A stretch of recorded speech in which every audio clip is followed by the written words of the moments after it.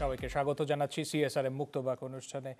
৭ দিনের লকডাউন চলছে। আপনারা জানেন করোনা পরিস্থিতি নিয়ন্ত্রণে এই লকডাউনের আহ্বান করা হয়েছে এবং সরকার নানা রকম বিধিনিষেধ দিয়ে দিয়েছেন। একটি প্রজ্ঞাপন জারির মাধ্যমে বলা হয়েছে সাধারণের কি কি করণীয় এই লকডাউনের সময়। আজকে তার প্রথম দিন অতিবাহিত করেছে সমগ্র দেশে। আমরা সরেজমিনে দেখেছি যে কেমন চলেছে লকডাউন। একটা বিতর্ক ছিল যে গত দফায় বা গত বছরে যে লকডাউনের আহ্বান করা হয়েছিল সেটা সাধারণ ছুটি একটা ব্র্যাকেটে ছিল, যে সাধারণ ছুটি সেটা আসলে লকডাউন কিনা, সেটা একটা বিতর্ক যেমন ছিল। গতবারের যে এই ভুল ত্রুটি বা কিছুটা গ্যাপ থেকে গেছে সেখান থেকে শিক্ষা নিয়ে এবারে লকডাউন কতটুকু কার্যকর করা সম্ভব হয়েছে, আমরা আমাদের আজকের আয়োজন সেটা নিয়েই সাজিয়েছি এবং আমরা ৩ জন বিজ্ঞ অতিথিকে আমন্ত্রণ করেছি। আশা করব আপনারা আমাদের সাথে থাকবেন এবং আলোচনায় আমরা কিছুটা তুলে আনতে চেষ্টা করব।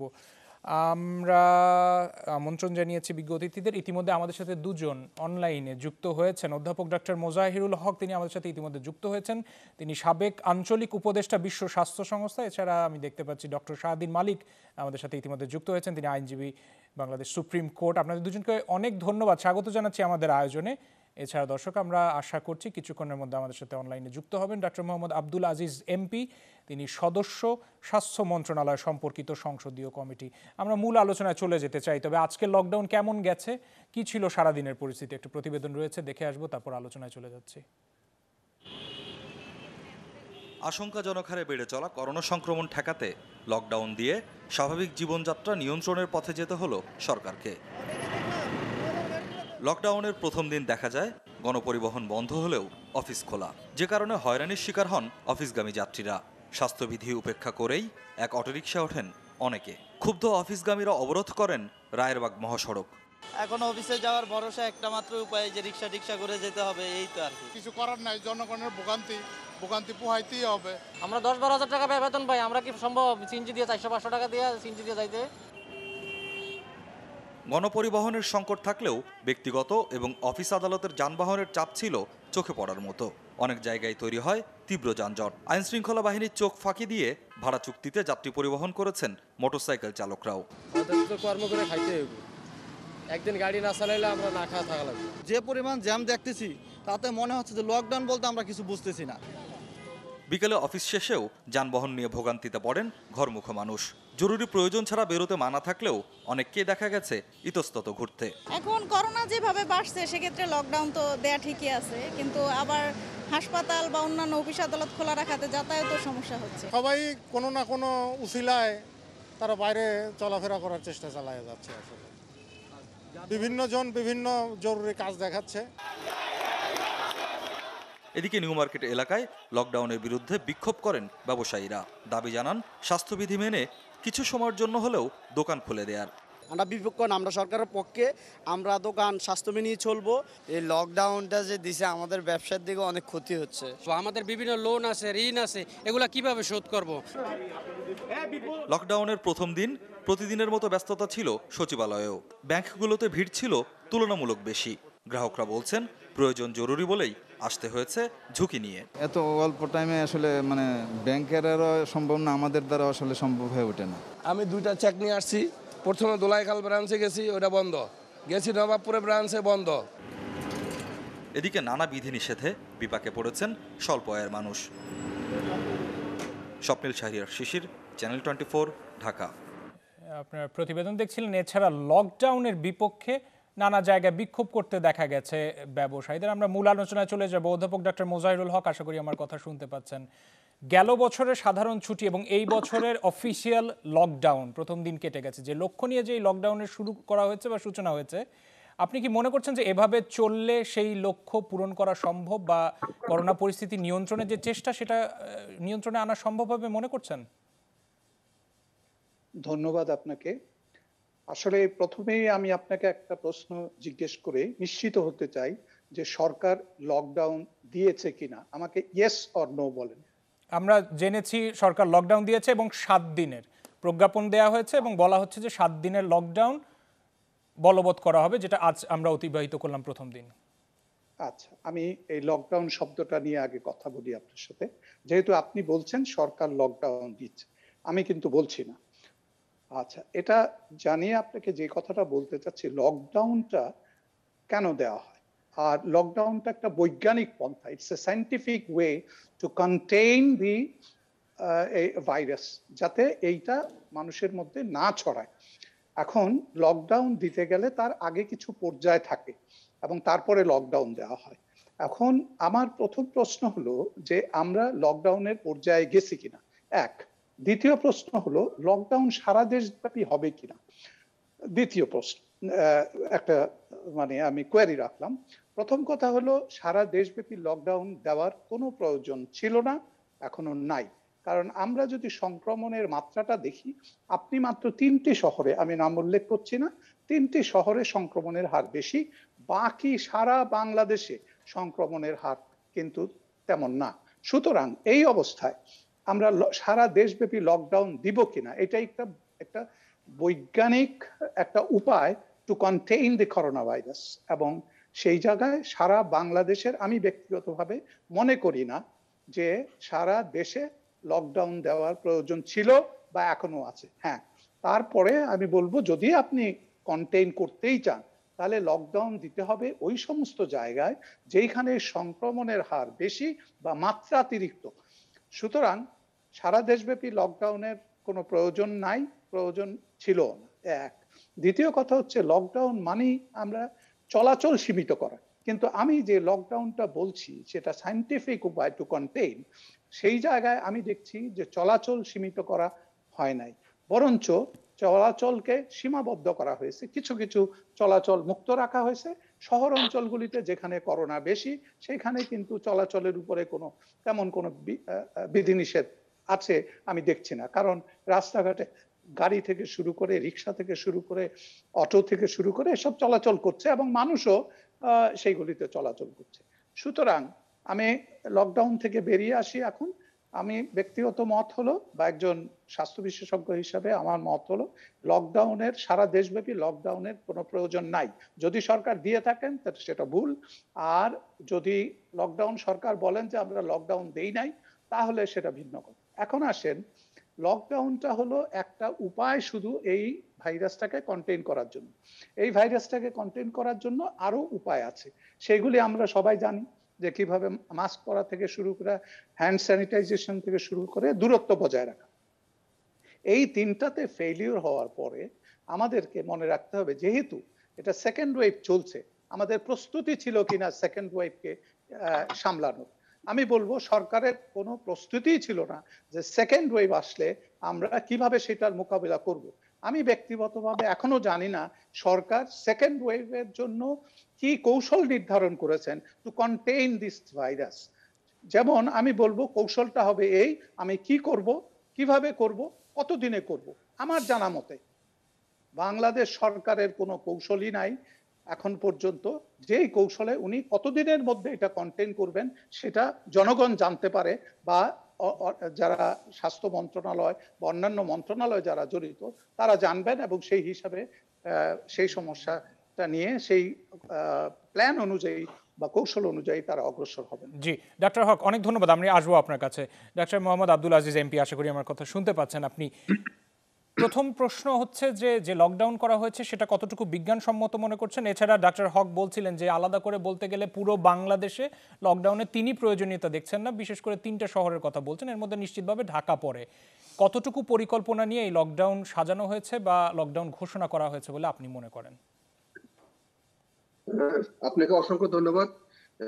চ্যানেল 24 এর অগণিত দর্শক যারা দেশ এবং বিদেশ থেকে অনুষ্ঠান দেখছেন, পাশাপাশি বিজ্ঞ আলোচক, তাদেরকে অসংখ্য ধন্যবাদ জানিয়ে আমি দুটি কথা বলবো।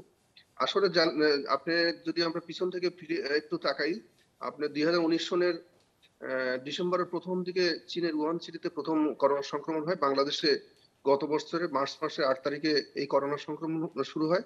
18 তারিখে একজন মানুষ মারা যায়। মাননীয় প্রধানমন্ত্রী 25 তারিখ, গত বছর মার্চ মাসের 25 তারিখে জাতির উদ্দেশ্যে ভাষণ দিয়ে করোনার বিরুদ্ধে যুদ্ধ ঘোষণা করেছিলেন। এবং যুদ্ধ ঘোষণা করে উনি শান্ত থাকেননি, উনি প্রতিনিয়ত নির্দেশনা দিয়েছেন কিভাবে এই করোনা থেকে আমরা মুক্তি পেতে পারি।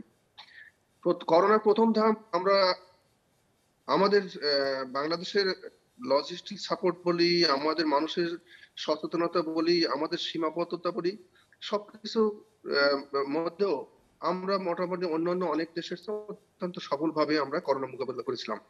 আমরা যদি সারা বিশ্বের দিকে না যাই, আমেরিকা, ইংল্যান্ড, জার্মান, ফ্রান্স অথবা জাপানের দিকে না গেলেও আমাদের পার্শ্ববর্তী দেশ ভারত অথবা পাকিস্তান অথবা এই জোনের দিকে যদি আমরা তাকাই, সেখানে আসতে কিন্তু আমরা অত্যন্ত সফলভাবে আমরা করোনার প্রথম ধাপটা মোকাবেলা করেছিলাম। এর মধ্যে পরে আমরা কি দেখলাম, যখন আমাদের সংক্রমণের হার 3% নিচে নামে আসলো, আমরা মেডিকেল ভাষা বলি যে 3% নিচে যদি এরকম সংক্রমণটা নেমে আসে, তখন আমরা ধরে নিই যে এই সংক্রমণটা ভালো হয়ে গেছে। যখন এরকম 3% নিচে নামে আসলো, আমাদের মানুষকে ভ্যাকসিন দেওয়া শুরু হলো, তখন মানুষ ধরেই নিল যে বাংলাদেশে হয়তো করোনা সংক্রমণটা চলে গেছে। কিন্তু যে সমস্যাটা আমরা দেখতে পেলাম ইংল্যান্ডে এবং সাউথ আফ্রিকায়, যে স্ট্রেইনটা নতুন ভাবে আসলো, যেটা অত্যন্ত ঝুঁকিপূর্ণ এবং যে আগের যে ভাইরাস ছিল তার চেয়ে 10 গুণ বেশি ক্ষমতা সম্পন্ন এবং বেশি মাত্রার মানুষকে সংক্রমিত করতে পারে। সাউথ আফ্রিকাটা বাংলাদেশে আসছে কিনা কিছু কিছু পাওয়া গেছে কম, কিন্তু ইংল্যান্ডের ভেরিয়েন্টটা খুব বেশি পাওয়া গেছে। আমরা সংসদীয় কমিটি থেকে বলেছিলাম যে যদি ইংল্যান্ডের প্লেনটা বন্ধ করে দেওয়া যায়, ইংল্যান্ড থেকে কোনো মানুষ না আনা যায়, তাহলে হয়তো আমাদের এই সংক্রমণটা প্রতিরোধ করা সম্ভব হতো। কিন্তু বাস্তবতার প্রেক্ষিতে সেটা করা যায়নি। কিন্তু যে জিনিসটা কিছুটা প্রবলেম হচ্ছে সেটা হচ্ছে যে মানুষগুলো লন্ডন থেকে আসলো বা ইংল্যান্ড থেকে আসলো, আমরা দেখতে পেলাম যে কাউকে 4 দিন, কাউকে 6 দিন, কাউকে 7 দিন তাদেরকে আইসোলেশন বা কোয়ারেন্টাইনে রাখার পর তাদের ছেড়ে দেওয়া হলো এবং এদের মাধ্যমেই আমরা এখন দেখতে পাচ্ছি যে এই সংক্রমণটা বেশি ছড়িয়ে গেছে। স্বভাবতই এই ভাইরাস যেহেতু more potent than the previous one, স্বভাবতই ব্যাপক ভাবে ছড়িয়ে পড়ছে এবং আপনি দেখছেন গত কয়েকদিনে এই মাত্রাটা অত্যন্ত বেশি এবং প্রচুর মানুষ মারা যাচ্ছে, যেটা মাঝখানে অনেক কমে গেছিল। এখন সরকারে যখন সরকার একটা চলমান প্রক্রিয়া, সরকারের কিছু দায়িত্ব থাকে, দায়িত্ববোধের অবস্থান থেকে সরকারের সামর্থ্য নিয়ে সরকার সেটা চেষ্টা করে যায় সমস্যার সমাধান করার জন্য। আমার পূর্ববর্তী বক্তা যেভাবে বলে গেলেন যে লকডাউন আদৌ দরকার ছিল কিনা, যতগুলো যেভাবে এই করোনা সংক্রমণ মোকাবেলা করা হয়েছে তার মধ্যে লকডাউন একটা অন্যতম। এর আগে বাংলাদেশের আইসোলেটেড লকডাউন যেসব জায়গাতে করা হয়েছে সেখানে রেজাল্ট আমরা ভালো পাইছি। আমাদের দেশের বাইরে বিভিন্ন দেশে লকডাউন দিনের পর দিন লকডাউন হয়েছে। ইউরোপে আপনারা জানেন যে প্রচুর দেশে দিনের পর দিন, ইভেন আমাদের পার্শ্ববর্তী ভারতে অনেক দিন লকডাউন করে রাখা হয়েছে। উদ্দেশ্য একটাই, সেটা হচ্ছে যে এই সংক্রমণটা বিস্তার যত লাভ না করে সেই। কিন্তু ডক্টর হক বলছিলেন যে তথ্য ঘাটলে দেখা যায় যে বিশেষ করে 3টা শহর আলাদা করে সংক্রমণের মাত্রা বেশি। আমি একটু শেষ করি। জি জি। কিছুটা উদাসীনতার ভাব, গরিব মানুষের মধ্যে করোনা হবে না তাদের মধ্যে এটা একটা পারসেপশন সবসময় কাজ করতেছে।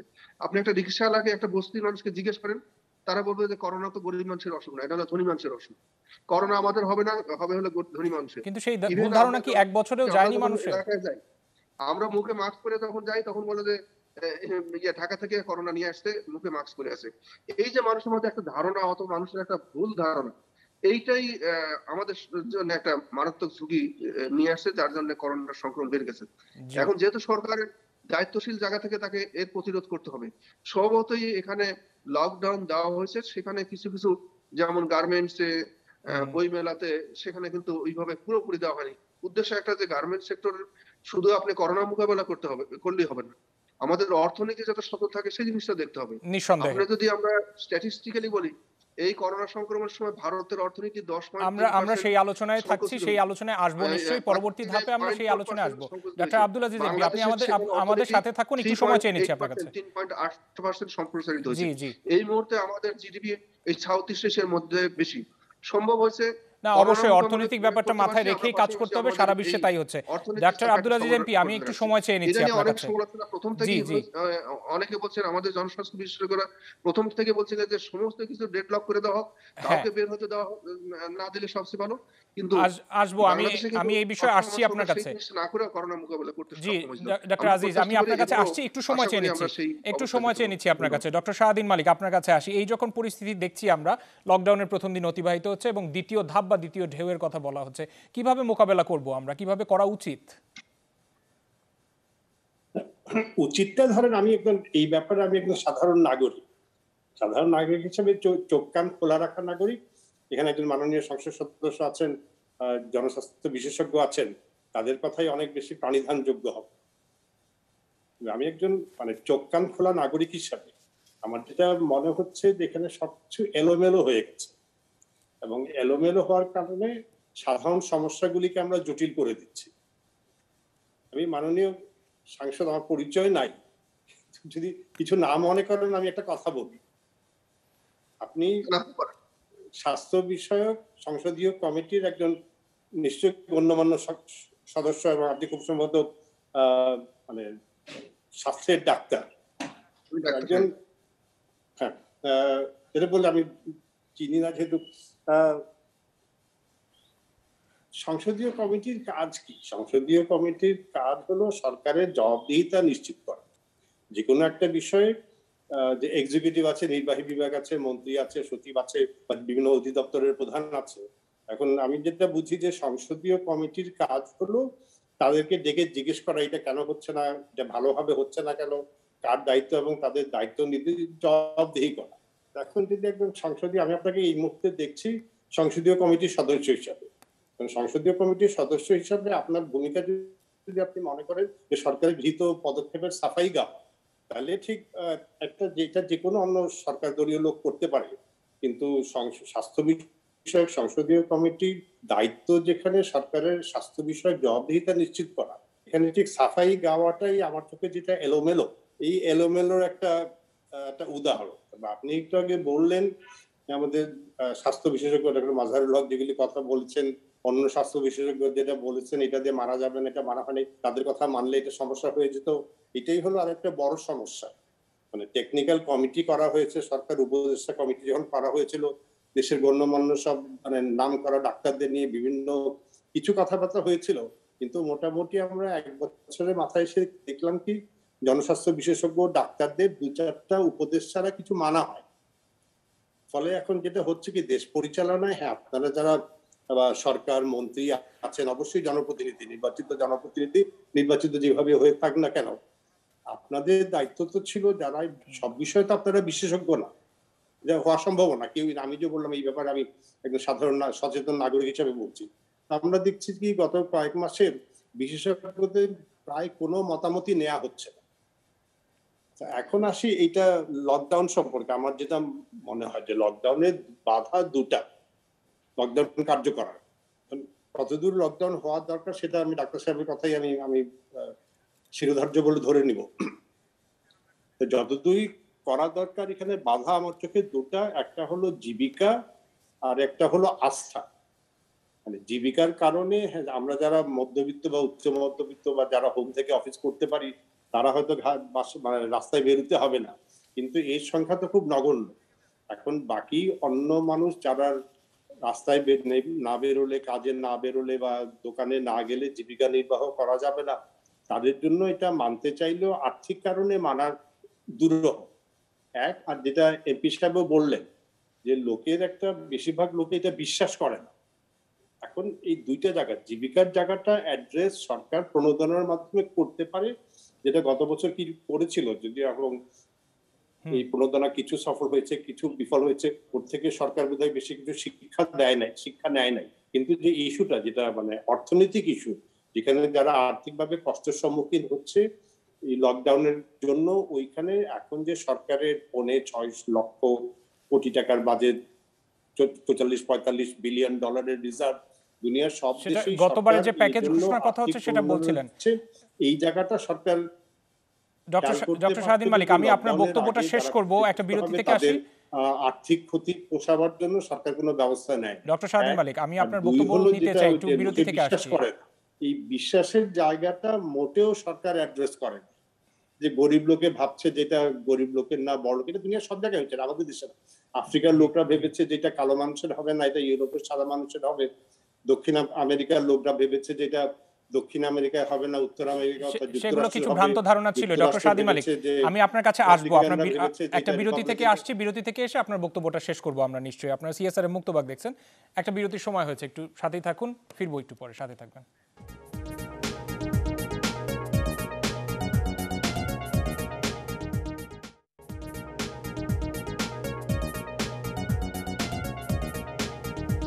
আরেকবার স্বাগত জানাচ্ছি সিএসআর মুক্তবাক দেখছে। ডক্টর শাহদ্বীন মালিক, আপনার কাছে যাব। যেহেতু লকডাউন করতেই হবে করোনা সংক্রমণ ঠেকাতে, সেই সাথে অর্থনীতির কথাও মাথায় রাখতে হবে, তাতে করে আপনার মানে পরামর্শ কি হবে যে কিভাবে এগোনো সম্ভব ছিল, বা লকডাউন আরো কিভাবে পরিকল্পনা করলে ভালো হতো? এটা দুটো এখন হলো যে সবাই আমরা মনে করছি, যদিও এখন 11 এপ্রিলের মতো কথা বলা হচ্ছে, কিন্তু জনমনে একটা ধারণা হয়েছে যে এটা আরো দীর্ঘায়িত হবে। অতএব এখানে প্রণোদনার প্রশ্নটা চলে আসবে। আমি যাদের বলছিলাম যে যারা জীবিকার অসুবিধায় আছে, সরকার ওদের প্রণোদনার জন্য একটা ব্যবস্থা করতেই হবে। কারণ এটা না হলে তো লোককে আপনি জোর করে ঘরে বসেই রাখতে পারবেন না। জীবিকা তার নয়, তারা বেরিয়ে আসতে হবে। অতএব সরকার যেটা বলছিলাম যে এখন অনেক টাকা আছে, সরকার বারবার বলছে, অতএব দুনিয়া এই প্রণোদনার একটা ব্যবস্থা করতে হবে।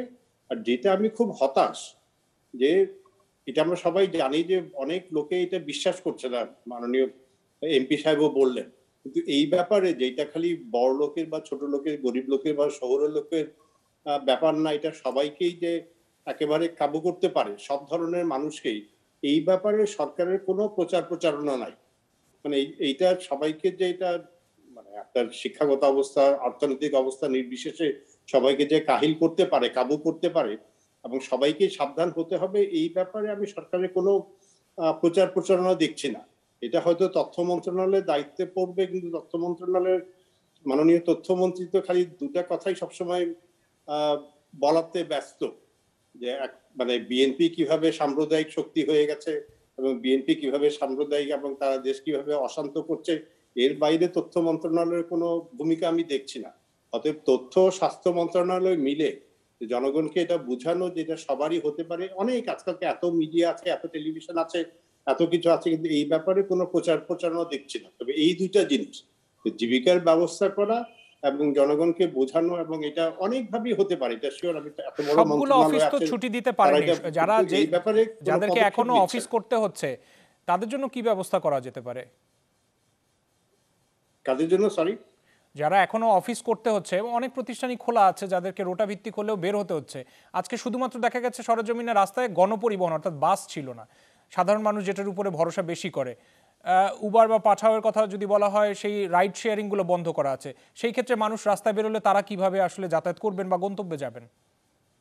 হ্যাঁ, ওইটা অবশ্যই যেটা বলছিলাম যে লোকে যাচ্ছে কেন, জীবিকার তাড়নায়। তো ওখানে তো একটা হলো যে সাময়িকভাবে হলেও এখানে সরকারের পরিকল্পনার অভাব। একদিকে আপনি সব অফিস খুলে রেখেছেন, অন্যদিকে যাতায়াতের ব্যবস্থা বন্ধ করে দিয়েছেন। এটা লোক তো আরো মানে তিক্ত হয়ে যাচ্ছে। তো এখানে এটাকে অ্যাড্রেস করতে হবে যে অফিস অর্ধেক খুলে কিভাবে, এটা কোনো প্ল্যান প্রোগ্রামের ব্যাপার ছিল, এটা কোনো কিছু করা হয়নি। এখন জানি না, যদি দীর্ঘস্থায়ী হয়, পুরো এপ্রিল মাস হয়, সরকারকে এখানে হাত দিতে হবে যে কিভাবে কিছু অফিস তো অবশ্যই চালাতে হবে, সীমিত ভাবে কিভাবে অল্প সংখ্যক লোক নিয়ে চালানো হয়। আমি ঢাকায় অনেক বিদেশি অফিস জানি যে ধরেন অর্ধেক লোকবল নিয়ে চালাচ্ছে, যে এই সপ্তাহে অর্ধেক, আরেক সপ্তাহে, পরের সপ্তাহে বাকি অর্ধেক। এগুলি খুব রকেট সায়েন্স না, কিন্তু এখানে ন্যূনতম চিন্তা ভাবনা, পরিকল্পনার অভাব বলে এটা সমাধান করা যাচ্ছে। সেখানে আরো সমন্বয় আনা যেতে পারতো। ডক্টর স্বাধীন মালিক, অনেক ধন্যবাদ। আসবো আপনার কাছে। ডক্টর মোজাহিরুল হক, আপনার কাছে যাই। স্বাস্থ্যবিধি যেহেতু মানাতেই হবে মানুষকে, কি করে মানানো সম্ভব? এখনো সাধারণ মানুষ অনেকেই সচেতন না বা মাস্ক পরতেও চান না, যেটা সবচেয়ে আগে সবার আগে বলা হচ্ছে যে এটাই একমাত্র সমাধান হওয়া উচিত বা প্রথম সমাধান হওয়া উচিত। কিভাবে মানা যেতে পারে? আর ধন্যবাদ আপনাকে। আসলে বিশ্ব স্বাস্থ্য সংস্থা বাংলাদেশে করোনা আসার আগে থেকেই বেশ কিছু পরামর্শ প্রতিটি জাতি বা দেশের জন্য রেখেছে। তার মধ্যে একটা উল্লেখযোগ্য মেসেজ ছিল, সেটা হলো জনগণকে সচেতন করা এবং জনগণকে ইনভলভ করা, তার মানে সম্পৃক্ত করা। আমি একটু দ্বিমত পোষণ করছি যে স্বাধীন মালিক সাহেবের সাথে। সেটা হলো সরকার কিন্তু সচেতন করেছে মানুষকে, এবং সরকারের সাথে অন্যরাও সচেতন করেছে। মোটামুটি মানুষ সচেতন যে তারা যদি মাস্ক না পরে তাহলে তাদের ঝুঁকি আছে, তারা যদি হাত স্যানিটাইজ বা না ধোয় তাহলে ঝুঁকি আছে, কাছাকাছি একজন মানুষের আরেকজন মানুষের কাছে গেলে ঝুঁকি আছে। সুতরাং যেই কাজটা সরকার করেনি, সেই কাজটা হলো সরকার জনগণকে সম্পৃক্ত করেনি। অ্যাওয়্যার করেছে নানা মিডিয়ার মাধ্যমে, কিন্তু সম্পৃক্ত করেনি। বিশ্ব স্বাস্থ্য সংস্থার কথাটা ছিল অ্যাওয়্যার করার পাশাপাশি মানুষকে সম্পৃক্ত করা, এবং সেই জায়গাটায় বিশ্বের বিভিন্ন দেশ সম্পৃক্ত করাটার উপরে গুরুত্ব দিয়েছে বেশি, যাতে নিজেদেরকে তারা এই সম্পৃক্ততার মাধ্যমে অ্যাওয়ারনেস প্লাস ইনভলভমেন্ট হয়ে যেত। এবং এই কাজটায় সরকার ব্যর্থতার পরিচয় দিয়েছে আমি বলবো, যেটা এখনো সুযোগ আছে যে সরকার মানুষকে সম্পৃক্ত করুক। যেমন আমি বলি, আপনি বলছেন সরকার লকডাউন দিয়েছে, আমি কিন্তু এখনো এমন কোনো কাগজ দেখিনি যেখানে সরকার লকডাউনের কথাটা বলেছে। তো এই জায়গায় আপনি পার্শিয়াল লকডাউন দিচ্ছেন বা লকডাউন দিচ্ছেন, লকডাউন পার্শিয়াল হয় না। লকডাউন হবে, লকডাউন মানে আপনি তালাবদ্ধ, এক জায়গায় বেরোতে পারবেন না। সেইটা যদি লকডাউন হয় তাহলে আপনাকে মনে রাখতে হবে যে জনগণকে সম্পৃক্ত না করে আপনি লকডাউনে সাকসেসফুল হবেন না। কারণ জনগণ যদি সম্পৃক্ত হয় তারাই তাদেরকে নিবৃত্ত করবে ঘর থেকে বের হওয়ার জন্য। যেমন তারাই তাদেরকে নিবৃত্ত করবে যে তুমি মাস্ক ছাড়া বের হয়েও না, তারাই তাদেরকে নিবৃত্ত করবে যে আমার ঘরে আসতে হলে তুমি এসেই হাত ধুবে। সুতরাং এই জনসম্পৃক্ততা যতদিন না হবে বাংলাদেশ থেকে করোনা দূর করা একটা দুরূহ ব্যাপার হবে। আর যেই জায়গাটা আমি প্রথম বলছিলাম যে সরকারের করোনার দ্বিতীয় ঢেউ আসলে তার নিয়ন্ত্রণ কৌশলটা কি জনগণকে তা আগে থেকে জানতে হবে। আপনি হুট করে লকডাউন দিয়ে দিলেন বা লকডাউনের মতো একটা কাজ করে ফেললেন, তার রেজাল্ট কি হবে জনগণ কিন্তু জানতে চাইবে। আজকে কেন বিক্ষোভ হচ্ছে? বিক্ষোভ এই জন্য হচ্ছে যে তাদেরকে আমরা ইনভলভ করি নাই, হঠাৎ করে আমরা 7 দিনের জন্য লকডাউন দিয়ে দিয়েছি। আবার বলছি পার্শিয়াল লকডাউন। জনগণকে সম্পৃক্ত করার কথাটি বারবার জোর দিয়ে বলছিলেন ডক্টর মোহাম্মদ আব্দুল আজিজ এমপি। আপনার কাছে একটু যাই, জনগণকে সম্পৃক্ত করার কথা চলে আসে, এই ক্ষেত্রে জনগণকে কিভাবে আরো সম্পৃক্ত করা সম্ভব? আপনাকে অসংখ্য ধন্যবাদ। আসলে স্বাধীন মালিক সাহেব যে কথাটা বললেন, আমরা সংসদীয় কমিটির প্রশ্নটা একটু কোথাও আমি এখানে আসি। আমরা সংসদীয় কমিটিতে যখন চীনের ওয়ান সিটিতে 2019-এর ডিসেম্বরের প্রথমে শুরু হলো, আমরা কিন্তু বাংলাদেশে যখন করোনা আসেনি ফেব্রুয়ারি মাসের 17 তারিখে সংসদীয় কমিটিতে মিটিং করে আমরা কি কি করতে হবে, কিভাবে করোনা থেকে বাংলাদেশকে রক্ষা করা যাবে সেই সাজেশন গুলো দিয়েছিলাম। শুধু তাই না, মার্চ মাসের 24 তারিখে মিটিং করে সেটার বাস্তবায়নও আমরা দেখতেছি। এবারে নিশ্চয়ই দ্বিতীয় ঢেউ নিয়েও এরকম পরিকল্পনা রয়েছে আপনাদের। যে জিনিসটা বলছেন যে সরকার প্রচারণা চালাতে কোনো ঘাটতি রাখছে, আমি তা মনে করি না। জনসম্পৃক্ততা হয়নি বা অথবা মানুষের কি বলে অ্যাওয়ারনেস এর অভাব আছে, এটা আমরা সবসময় বলি। আপনি যদি কালকে চিত্রটা দেখেন, সরকার আপনি ছুটি বলেন বা লকডাউন বলেন যেটাই হোক, 7 দিনের জন্য আমরা বলি লকডাউন বলি নাহলে ছুটি বলে যেটাই করা হয়েছে। গতকালকার যদি আপনি সদরঘাটে যান অথবা বাস স্ট্যান্ডে যান, গণপরিবহনে যান, মানুষ কিভাবে গ্রামে গেছে, এটা তো হওয়ার উচিত ছিল না। কালকে যেভাবে মানুষ একজন আরেকজনের সাথে গাদাগাদি করে গেছে, সেখানে করোনা সংক্রমণ বৃদ্ধি পাবে এটা মানে ধরেই নিতে হবে। একজন যদি ডাক্তার হন অথবা জনস্বাস্থ্য বিশেষজ্ঞ সবাই এটা মানতে বাধ্য যে যেভাবে মানুষ গ্রামে চলে গেছে, অবশ্যই এই করোনা সংক্রমণটা না, কিন্তু সেটা তো হওয়া উচিত ছিল না। কিন্তু জনগণ তো ভয় পেতে পারে, জনগণকে সচেতন করবে কে? গাড়িপুর উঠে লঞ্চে চড়ছে, বাসে চড়ছে, ট্রেনে চড়ছে, সব জায়গায় চড়ছে, এটা তো কারোর প্রত্যাশিত না। আমরা যদি মনে করি যে না ঠিক আছে আমরা করোনা থেকে মুক্তির জন্য এই কাজটা করতেছি, তো সেইখানে যদি এরকম গাদাগাদি করে মানুষ গণপরিবহনে ওঠে অথবা এক জায়গা থেকে আরেক জায়গায় যায়, সেটা তো করোনা বিস্তার লাভ করবেই। এই যে মানুষের মধ্যে অসচেতনতা বলি অথবা মানুষের মধ্যে যে এই করোনা মোকাবেলার জন্য যদি আগ্রহটা না বাড়ে, সেখানে কিন্তু সরকারকে যেমন বিব্রত অবস্থা করতে হয়, আমরা যারা চিকিৎসক তাদের জন্য একটা বিব্রতকর অবস্থা। আমরা মনে করি সরকারের যেমন দায়িত্ব আছে, পাশাপাশি যে জিনিসটা আমরা আগে বলছিলাম যে নো মাস্ক নো সার্ভিস, এটা কিন্তু অনেক আগে থেকেই যদি চালু করা যেত। শুধু তাই না, আমরা যদি শুধু মাস্ক পরার জন্য একটা গণ আন্দোলন বাংলাদেশে গড়ে তুলতে পারতাম, জি, যারা যেহেতু ফ্যাক্টরি খোলা রাখতেই হচ্ছে, ফ্যাক্টরির মানুষগুলো কিভাবে যাতায়াত করবেন? হিন্দুদের মন্দিরের পুরোহিত অথবা গির্জার লোক যারা আছে তাদেরকে সম্পৃক্ত করে যদি একটা সামাজিক আন্দোলন গড়ে তুলতে পারতাম, মানুষকে যদি আমরা বুঝাতে পারতাম যে না ঠিক আছে মাস্ক পরতে হবে, সামাজিক দূরত্ব, স্বাস্থ্যবিধি মেনে চলতে হবে, তাহলে হয়তো রেজাল্টটা আরো ভালো হতো। নিঃসন্দেহে আপনাদের কাছ থেকে আমরা পরামর্শ নিতে চাই। সমস্যা সেটা হচ্ছে যে এই করোনা সংক্রমণ অথবা করোনার চিকিৎসা সম্বন্ধে কারোর ধারণা ছিল না, ডাক্তাররা যেমন চিকিৎসা জানতো না, পাশাপাশি যারা রোগী তাদেরও ধারণা ছিল না। অবশ্যই আমরা পরামর্শ শুনবো, একটা বিরতি থেকে আসছি। আমি একটা মিনিট সময় নেব। জি বলুন। এই যে আমরা মেডিকেল প্রফেশনের সবাই জানি যে যেকোনো একটা ইনফেকশন অথবা ইনফ্লামেটরি কন্ডিশনে স্টেরয়েড দিলে পারে 72 ঘন্টার মধ্যে ইনফেকশন বাড়ে। সেখানে লন্ডনে কিন্তু ইংল্যান্ডের মতো দেশে তারা প্রথম দিন থেকে স্টেরয়েড দেওয়ার কথা বলছে। তার মানে কি যে এই যে চিকিৎসাটা ব্যবস্থাটা সম্বন্ধে কারো কোনো ধারণা ছিল না। এখনো পুরো একটা করোনা কিভাবে চিকিৎসা করতে হবে সেটা কিন্তু সারা বিশ্বে এখনো সবার কাছে পরিষ্কার না।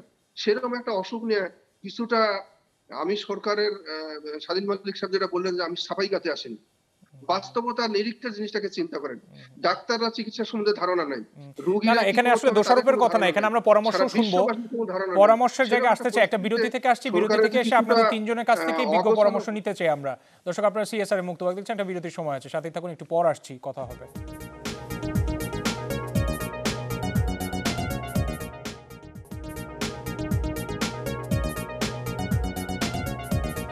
লকডাউনের ব্যাপারে সরকার সামর্থ্য অনুযায়ী প্রজ্ঞাপন জারি করেছে, চেষ্টা করছে এবং জনগণকে আহ্বান জানিয়েছে এই লকডাউনের যে প্রজ্ঞাপনগুলো সেগুলো মেনে চলার জন্য। পরামর্শের জায়গায় মনোযোগ দিতে চাই, শুধুমাত্র দোষারোপ করলেও হবে না বা সমালোচনাই শেষ সমাধান নয়। অধ্যাপক ডক্টর মোজাহিরুল হক, আমি তিনজনের কাছেই সময় যেহেতু স্বল্প, পরামর্শগুলোতে একটু ফোকাস করতে চাই।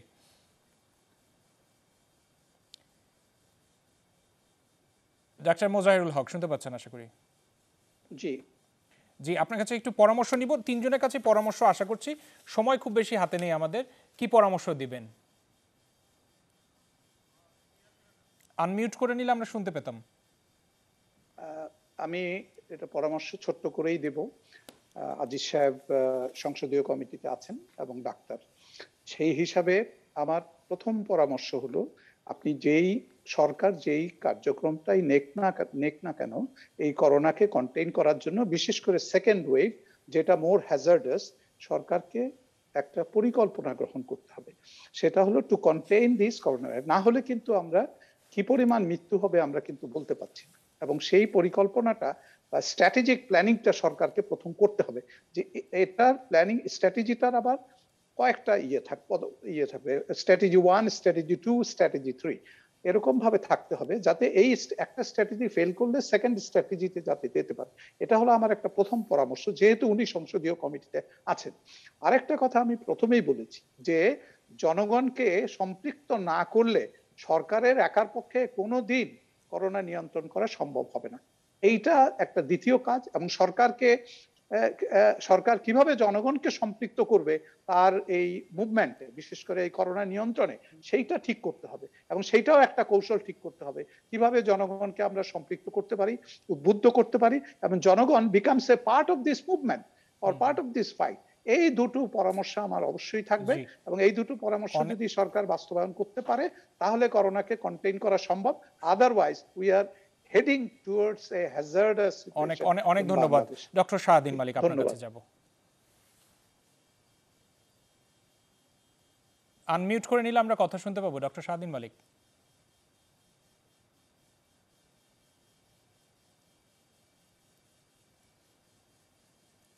ডক্টর শাহদ্বীন মালিক আমাদের সাথে আছেন, আশা করি শুনতে পাচ্ছেন। ডক্টর শাহদ্বীন মালিক,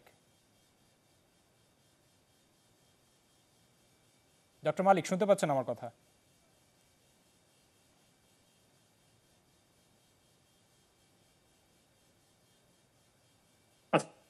জি শুনতে পাচ্ছেন? জি জি শুনতে পাচ্ছি, প্লিজ বলুন। আচ্ছা, আমি খুব সংক্ষেপে